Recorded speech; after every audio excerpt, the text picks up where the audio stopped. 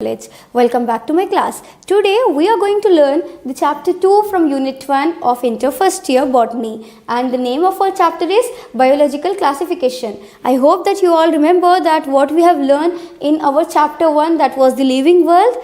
So today we are going to proceed with the biological classification. On what basis the plants are classified, what are the different categories in which plants are divided, and etc. Since the dawn of civilization, there have been many attempts to classify living organisms, right? Many attempts were made to classify living organisms, including plants, animals, birds, and etc. It was done instinctively, not using criteria that were scientific, but born out of a need to use organisms for our own use, for food, shelter, and clothing. So on what basis classifications were made? On the basis of the requirements like food, shelter, and clothing. Aristotle was the earliest to attempt a more scientific basis for classification. He used simple morphological characters to classify plants into trees, shrubs, and herbs. So Aristotle was the first person to classify the plants into three categories, that is trees, shrubs, and the last one is herbs. So what is the meaning of trees? Trees are nothing but the big plants, and coming to the shrubs, these will be the small plants, and herbs will be the medicinal plants. So this was the basic classification that was given by Aristotle, and according to him, the plants were classified into three categories such as trees, shrubs, and herbs. He also divided animals into two groups, those which had red blood cells and those that did not. So coming to animals also, Aristotle divided them into two categories. The one consisting of RBC, that is red blood cells, and the other those who does not contain RBC. Fine. So this was the classification of living organisms that was given by Aristotle. Secondly, the classification was given by Linnaeus, Carolus van Linnaeus, according to whom the living organisms are classified into two major categories, or two major kingdoms we can say, that is Plantae and Animaliae. So this system was followed till very recently. Classification of organisms into plants and animals was easily done and was easy to understand, but a large number of organisms did not fall into either category. So this system was followed till recently because it was very easy. Anyone can say which is the plant and which is the animal. But what happened? It became difficult when human beings started observing certain living organisms that does not belong either to Plantae or to Animaliae. So that is what the reason this system of classification got neglected. After the classification that was given by Linnaeus, now comes the R.H. Whittaker's classification. So he gave the 5 kingdom classification, in which the kingdoms defined by him were named as Monera, the second one is Protista, third one is Fungi, the fourth is Plantae, and the fifth one is Animaliae. So this is the most appropriate of all the classification given by different scientists, because it consists of monerans, protistans, fungi, Plantae, and Animaliae.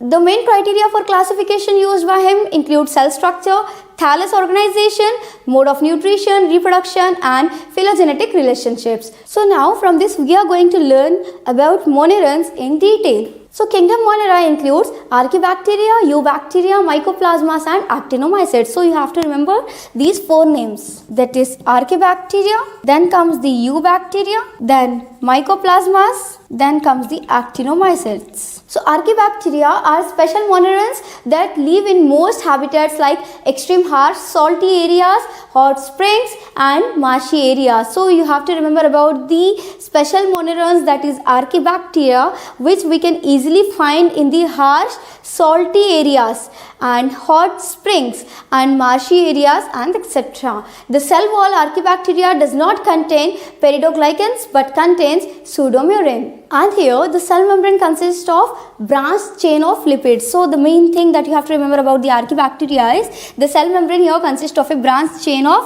lipids. Lipids will be present here. And now we can proceed towards the eubacteria in detail. Bacteria are most abundant microbes. They are omnipresent. These bacteria will be majorly classified into 4 categories based on their shapes. So this thing you have to remember. So the first one will be the coccus. Coccus is the spherical shaped bacteria. The bacteria whose shape will be spherical will be termed as the coccus. Then coming to the second one, it will be the bacillus. Bacillus is the rod shaped bacteria. The bacteria whose shape will be like a rod will be called as bacillus.